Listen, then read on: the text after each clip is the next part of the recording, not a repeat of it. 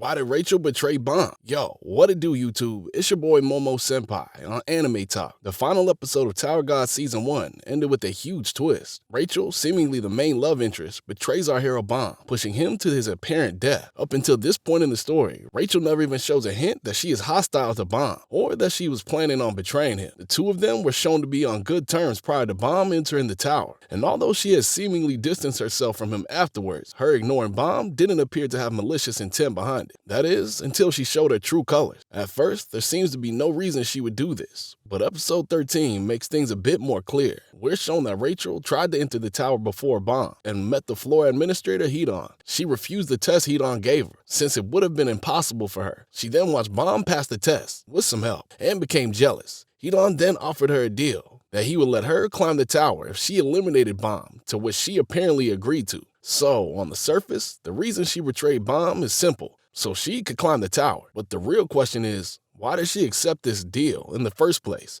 And what made her go through with it when she was having doubts? Prior to entering the tower, we see that Rachel would regularly visit Bomb, who was seemingly trapped or somehow in prison. Although the two of them seem to get along, we aren't given enough context to clearly form a picture of their exact relationship or the circumstances of their apparent friendship. We can tell that Bomb is very fond of her because his inner thoughts are available to the audience. But for the most part, Rachel's are not. For Bomb, Rachel is the reason he entered the tower, and at first, his only goal is seemingly to reunite with her and accompany her as she ascends the tower. Rachel's feelings are more enigmatic. When Bomb finally does meet Rachel again, she pretends not to know him. Was she ignoring him because she is jealous of and therefore hates Bomb? Or what if she's afraid of him? She mentions feeling all of these things during her monologue. If she truly hated Bomb, she probably would have tried to kill or injure him sooner. Instead, she seems to hesitate greatly. She has several opportunities to kill him, but seemingly can't bring herself to do it. This means she must have some kind of feelings for him. She talks about wanting someone else to kill Bomb for her, hoping that someone would take the burden off of her. Inwardly, she is begging Bomb to run away, and flat out says that she can't kill him at first. So, what changed? Let's examine her deeper motivations. Rachel's goal is to reach the top of the tower so that she can reach the outside world.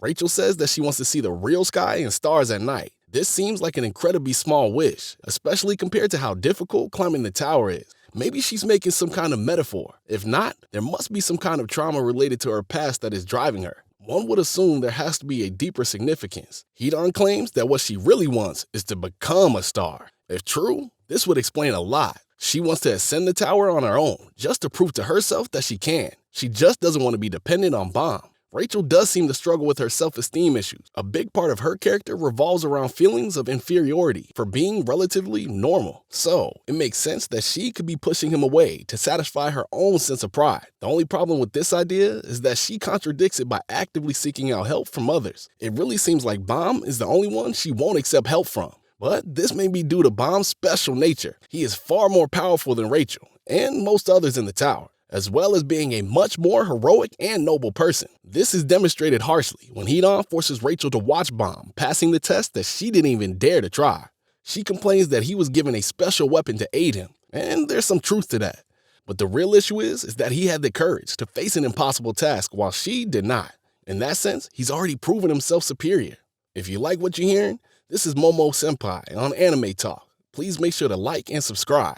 Thus, Bomb is actually the biggest threat to her goal. He's the one that shines the most. As long as he's around, she can't ever have the main spotlight. Rachel realizes this at a specific point in time, while the two of them are trapped in that bubble near the end of the underwater hunt. The moment that Bomb says he will carry Rachel to the top is seemingly what breaks her. Accepting this fact would have meant accepting her role as little more than a sidekick, climbing the tower not through her own strength, but as a mere side character for an ordinary person whose greatest wish is to be the heroine. This would essentially mean giving up on her dream. But there is another possibility.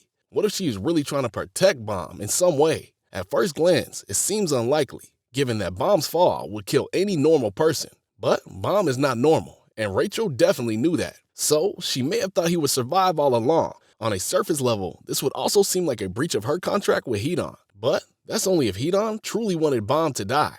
We know that Bomb survived, yet Rachel isn't scolded or punished for not holding up her end of the bargain. It seems like simply pushing him off into that abyss was sufficient. If that's the case, maybe she really was trying to protect him.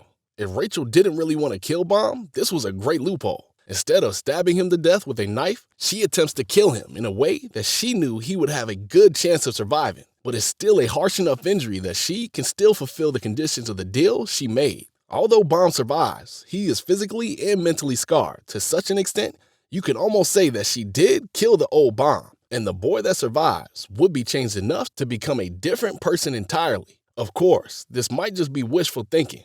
The more obvious explanation that she was really trying to kill him is more likely at this point. But before dismissing it entirely, let's talk about the emotional angle. Perhaps she wanted to protect Mom in a different way. We've seen that Rachel has a low opinion of herself, and despite being a highly flawed person, she does have some self-awareness. So maybe she felt that physically striking him down was a better option than putting him through the emotional turmoil that journeying together would be, especially knowing what an ordeal climbing the tower would be, how it would force them to do morally questionable things, and the pain they would experience. Given how casually she pushes him into the abyss, Rachel was seemingly corrupt from the start. She probably feels unworthy of the pure-hearted Bomb.